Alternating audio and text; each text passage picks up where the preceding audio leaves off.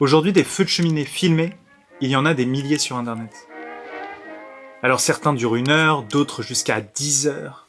Et j'avoue que même si je suis pas quelqu'un de friand de ça, je me suis toujours demandé d'où ça venait et qui avait été le premier à lancer ce concept. Aujourd'hui, j'ai envie de vous raconter l'histoire du feu de cheminée dans le milieu audiovisuel.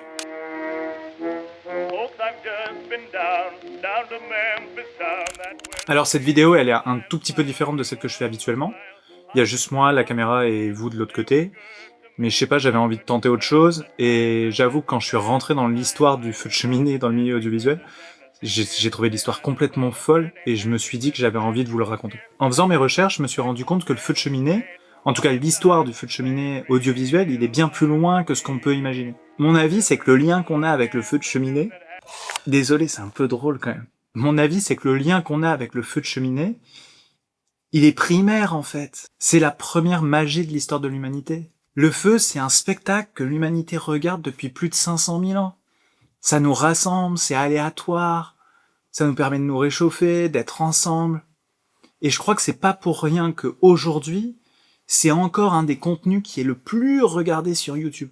Et vous allez voir à travers ce petit reportage quelle proportion ça prend, mais je trouverais ça complètement débile de pas rallier ça à notre instinct primitif. Je vais dire ça comme ça.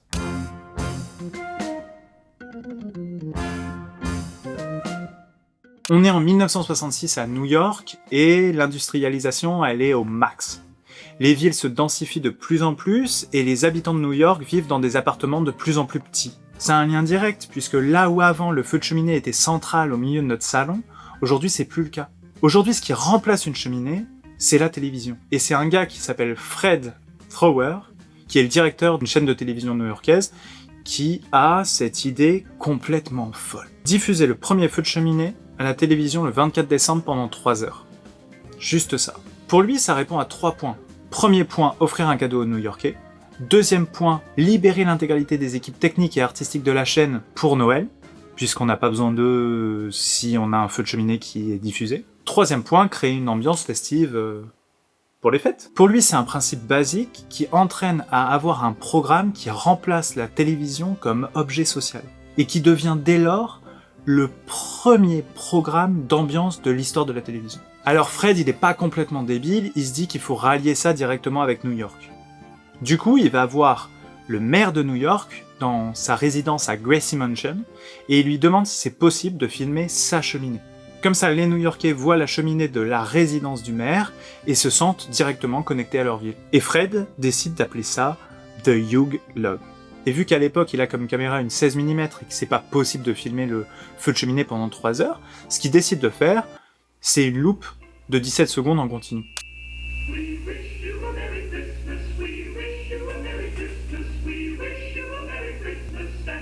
C'est-à-dire regarder 635 fois 17 secondes. En vrai, c'est un pari complètement fou. On n'a pas idée de l'audience que cela pourrait donner.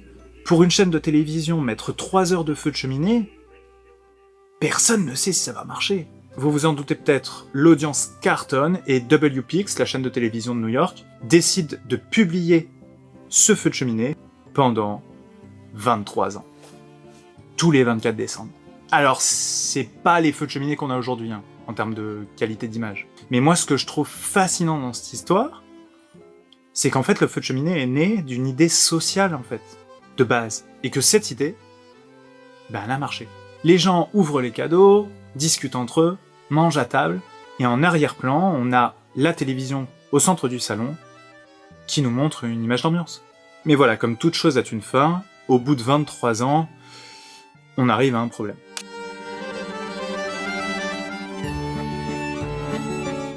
Diffuser 3 heures d'antenne, sans publicité, tu perds de l'argent. Dans les années 90, la télévision, elle a changé. Il y a de plus en plus de chaînes, de publicités, de programmes différents, et un feu de cheminée diffusé pendant 3 heures sans publicité, la chaîne, elle perd de l'argent. Et donc, ce feu de cheminée va disparaître.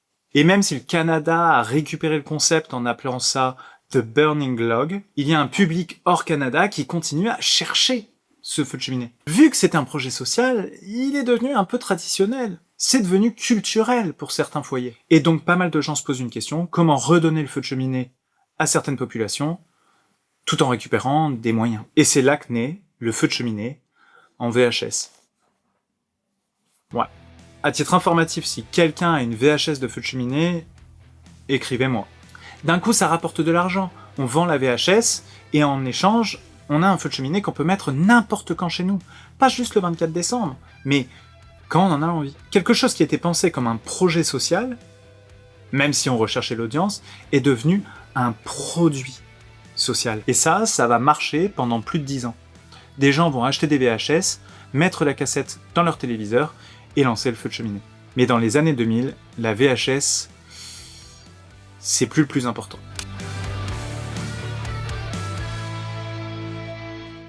Dans les années 2000, l'arrivée de l'ordinateur change tout. Et le feu de cheminée suit toujours cette logique sociale qui est de se placer sur les diffusions qu'il y a au centre de nos salons.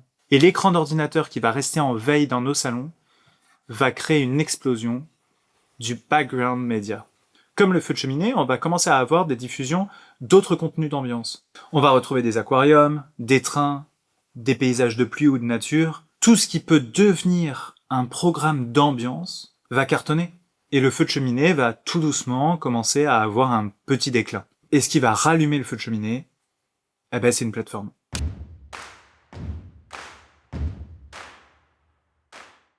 Netflix arrive à l'international. On peut regarder ça à la fois sur l'ordinateur, mais aussi à la télévision. Et du coup, Netflix est central, au milieu de nos salons. Et eux, ils décident de relancer la machine du feu de cheminée et ils vont pas y aller par 4 chemins. Ils vont appeler ça « The Fireplace for Your Home ». Tout simplement, 1 heure de feu de cheminée diffusée en HD. Mais voilà, contrairement à 1966, Netflix, ils vont pas s'amuser à faire 17 secondes en loop de la même flamme, en fait. Ils vont se dire, nous, on va être les premiers à sortir 1 heure de feu sans interaction humaine. Netflix va se mettre en relation avec George Ford, un réalisateur, pour créer le feu de cheminée parfait. Mais voilà, problème de saturation, problème d'exposition, ils vont mettre 2 ans et 35 000 $ sur la table pour sortir le feu de cheminée Fireplace for Your Home en 2010. Un produit qui leur rapporte de l'argent puisque les spectateurs s'abonnent au mois à la plateforme pour regarder des feux de cheminée qui leur coûtent, à vrai dire, quasiment rien. 35 000 $ de production, c'est une cacahuète pour eux. Et encore une fois, le feu de cheminée cartonne, les spectateurs sont là. Ils regardent ça en continu. Alors Netflix va se dire, pourquoi on n'en créerait pas d'autres? Du coup, ils vont fabriquer des variantes. Il va y avoir le classique, celui en bois de bouleau, et celui pour Noël. Et comme si c'était pas assez, ils vont se dire, et si on sortait un feu de cheminée par série qui cartonne? Bonne idée! Le feu de cheminée Stranger Things, le feu de cheminée The Witcher, le feu de cheminée Squid Game, etc., etc. Je vous montre pas les images pour faute de droit, mais allez sur Netflix découvrir ça. Vous pouvez retrouver le feu de cheminée de Mercredi Adams, par exemple.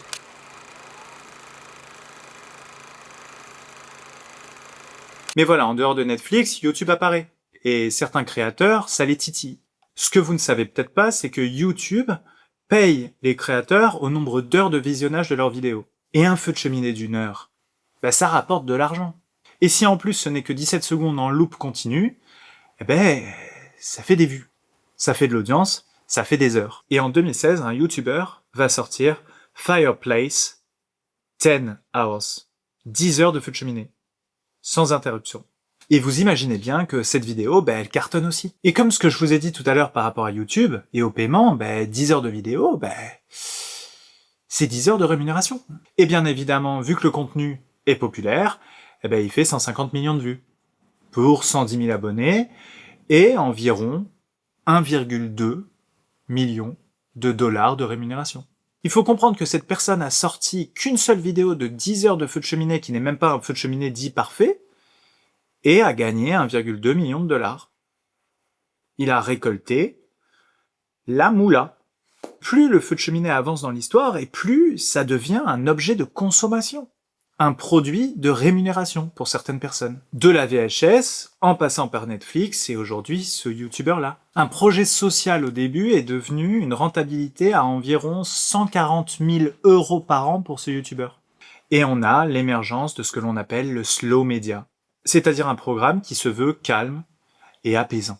Et même si les plus grandes infrastructures sortent des grandes comédies, des films, des documentaires en série, on continue de regarder le feu.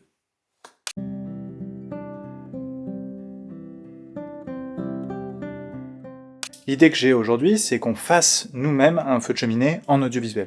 J'ai fait plein de trucs en audiovisuel à travers ma vie, mais j'avoue que j'ai jamais fait de feu de cheminée pendant 1 heure. Et je trouve le concept assez marrant. Et je suis venu avec Coco. Coco, c'est une amie à moi qui m'a tout de suite dit qu'elle avait très envie de participer à ce projet qui était de faire un feu de cheminée et de patienter devant. J'ai donc trouvé quelqu'un qui possède une cheminée parisienne pour pouvoir réussir à faire ce projet. Et hier, je suis allé acheter des bûches dans Paris, dans une petite épicerie parisienne, pour réussir à faire ce projet. Finalement, rien de très compliqué, il suffit juste de bûches, une cheminée et d'un briquet. Ben, je sais pas. Moi, normalement, j'ai toujours fait des feux comme ça. Avec un peu de carton en dessous. Et puis voilà, quoi, tu fais un feu. Et là, ils disent que pour que ça dure plus longtemps, il faut mettre les plus grosses bûches en bas. Puis après, tu fais un truc genre en quinconce. Et après, tu mets le petit bois au-dessus et t'allumes par le dessus. Et du coup, la combustion, elle est plus lente parce qu'elle part du haut. Tout ça. C'est trop la honte. Je vais pas réussir à faire ton feu, Vincent. Donne-moi ton briquet.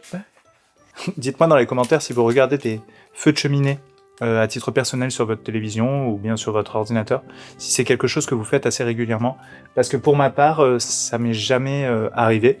Mais en parlant autour de moi, je me rends compte que de plus en plus de gens font ça. Bref, demain, pour le 1er avril, sort la vidéo du feu de cheminée de 1 heure, un peu comme blague. N'hésitez pas à la regarder si vous regardez ce type de contenu chez vous. Portez-vous bien. J'espère que vous allez bien. Et moi, je vous dis ciao ciao.